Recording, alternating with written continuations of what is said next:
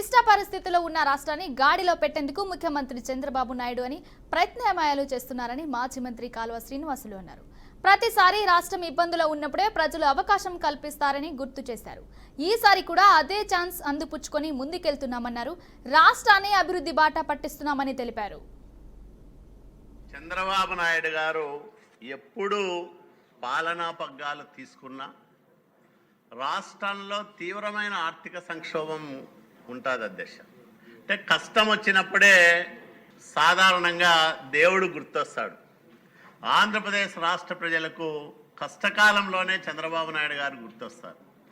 1995లో చంద్రబాబు నాయుడు గారు ఉమ్మడి ఆంధ్రప్రదేశ్ రాష్ట్రానికి ముఖ్యమంత్రిగా బాధ్యతలు స్వీకరించే రోజుకు ఉమ్మడి ఆంధ్రప్రదేశ్లో జీతాలు కూడా చెల్లించలేని ఒక దయనీయమైన పరిస్థితుల్లో ఆంధ్రప్రదేశ్ రాష్ట్రం ఉండేది. అలాంటి స్థితి నుంచి రాష్ట్రాన్ని మిగులు విద్యుత్ రాష్ట్రంగా, అన్ని రంగాల్లో ఆదర్శవంతమైన రాష్ట్రంగా, ఆర్థిక పురోగమనంలో దేశం మెచ్చే రాష్ట్రంగా 9 సంవత్సరాల కాలంలో తీర్చిదిద్ది చంద్రబాబు నాయుడు గారు పరిపాలన దక్షతకు అట్లాగే ఆయన పాలనా సామర్థ్యానికి ఒక కలికితురాయిలాగా ఆంధ్రప్రదేశ్ రాష్ట్రాన్ని నిలబెట్టారు.